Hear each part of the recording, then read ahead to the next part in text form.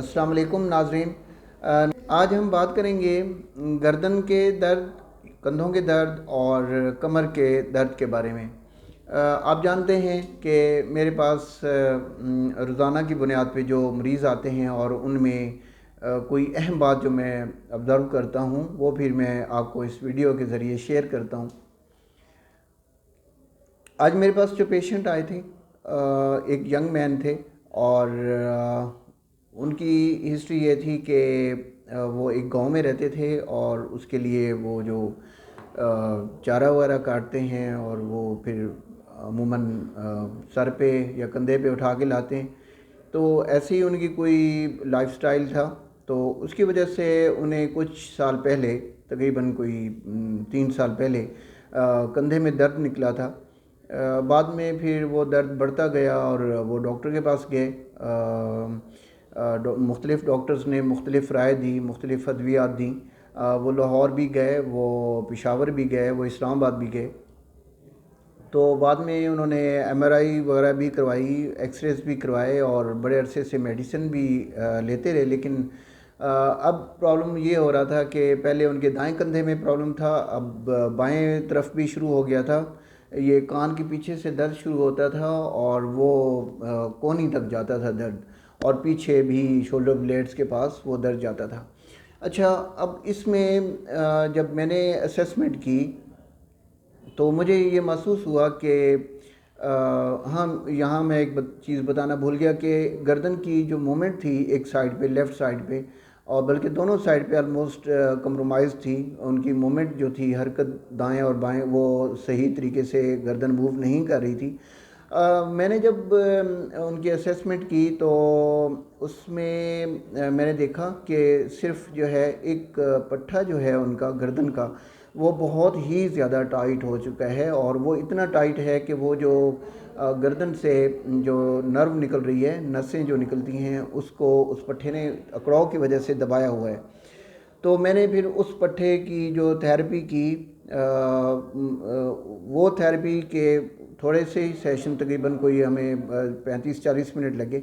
उस सेशन के बाद वो ठीक हो गए, उसकी मूवमेंट काफ़ी बेहतर हो गई और वो जो बर्डन सा था उनके सर पे, सर के पिछले हिस्से में और बाजुओं में, वो इमीडिएटली पेशेंट को रिलीफ मिला।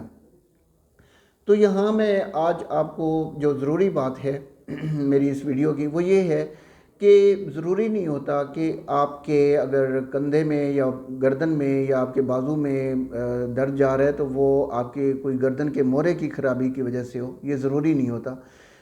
इसी तरह अगर आपकी कमर में दर्द है और वो कमर के एक मखसूस हिस्से तक महदूद है, या थोड़े से वो और आगे पीछे भी गर्दन जो दर्द है वो मूव कर रहा है, तो ये ज़रूरी नहीं होता कि वो आपके किसी डिस्क के डिस्प्लेसमेंट की वजह से हो, बल्ज की वजह से हो, या किसी मोरे की वजह से हो। ये बिल्कुल भी ज़रूरी नहीं होता। एक्चुअली हमारी बॉडी में 2 प्लेक्सेस होते हैं, लाइक उसको हम सादा ज़ुबान में ये कह सकते हैं कि नर्व्स के, आसाब के गुच्छे होते हैं। एक हमारी गर्दन के जो पोर्शन है यहाँ से निकलते हैं, जो मोरे होते हैं वहाँ से ये नर्व्स निकलती हैं, उसको ब्रेकियल प्लेक्सेस कहते हैं। और वो फिर नसें आगे चल के हमारे जिस्म के मुख्तलिफ़ हिस्सों में फैलती हैं ऊपर वाले हिस्से में। इसी तरह फिर दूसरा जो होता है प्लेक्स, वो हमारे लंबर प्लेक्सेस होते हैं। उससे जो नर्व्स निकलती हैं वो हमारे जो नीचे टांगें हैं और जिस्म का निचला हिस्सा जो है वहाँ तक सप्लाई होती हैं। तो एक मोटी बात मैं आज आपको इस वीडियो के ज़रिए बताऊं कि अगर आपके गर्दन में प्रॉब्लम है और आपके बाजुओं में दर्द आ रहा है, अगर आपके बाजुओं का कोई हिस्सा सुन्न नहीं होता या इसमें ऐसे कोई सुइयाँ सी नहीं चुभती या कोई चूंटियाँ सी ऐसी फीलिंग नहीं आती, तो आप बिल्कुल भी परेशान ना हो। इसमें आपकी नर्व इन्वॉल्व नहीं है। हाँ, अलबत्ता आपका हाथ अक्सर सो जाता हो, बल्कि ज़्यादा देर सुन रहता हो, नम रहता हो, तो ये एक अलामत है कि इसमें आपकी नर्व जो है इन्वॉल्व हो सकती है। इसी तरह अगर आपकी कमर में दर्द है और वो दर्द आपके कमर के किसी हिस्से से लेके आपके घुटने तक जा रहा है या आपकी पिंडली तक जा रहा है, और आपका अगर वो कोई टांग का हिस्सा सुन नहीं है, आपके पाँव सुन नहीं है, یا ان میں کوئی ٹنگلنگ نہیں ہو رہی، سوئیاں سی نہیں چبھ رہی ہیں، ایسے محسوس نہیں ہو رہا جیسے کوئی کیڑیاں سی اندر چل رہی ہیں، ایسا اگر محسوس نہیں ہو رہا تو بھی آپ جان لیجئے، آپ کو پتہ ہونا چاہیے کہ آپ کی نرو انوالو نہیں ہے۔ تو ایسے کیسز میں یہ کیسز جو ہیں بالکل بھی اس میں پریشانی والی کوئی بات نہیں ہوتی۔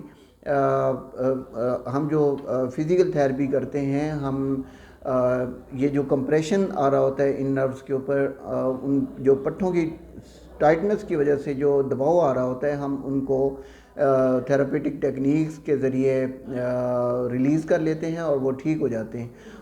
تو فزیکل تھیراپی کا اس میں آپ کو سکوپ یا فائدہ یہ ہوتا ہے کہ آپ کو بغیر میڈیسن کے آپ کا یہ پرابلم جو ہے وہ بالکل بھی ٹھیک ہو سکتا ہے۔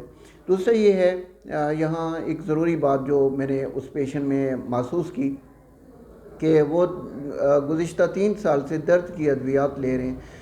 تو درد کی ادویات جو طویل عرصے تک لینا ہے، یہ بالکل بھی آپ کی صحت کے لیے اچھا نہیں ہے، اس سے بڑے خطرناک قسم کے نقصان ہو سکتے ہیں آپ کی صحت کو۔ تو اس لیے اگر آپ کا درد کوئی 1 مہینہ یا کچھ عرصہ رہتا ہے تو آپ اس کو بالکل بھی لائٹ نہ لیں۔ فزیکل تھیراپی ایک نان فارماسوٹیکل ایک اپروچ ہے، ایک آپشن ہے آپ کے پاس، مطلب جو ہماری فزیکل تھیراپی کا علاج ہے، یہ ایک ایسا آپ کے پاس ایک سہولت موجود ہے جس سے آپ بغیر ادویات کے اپنے اس قسم کے پٹھوں اور جو درد کے مسائل ہیں ان کا علاج کروا سکتے ہیں۔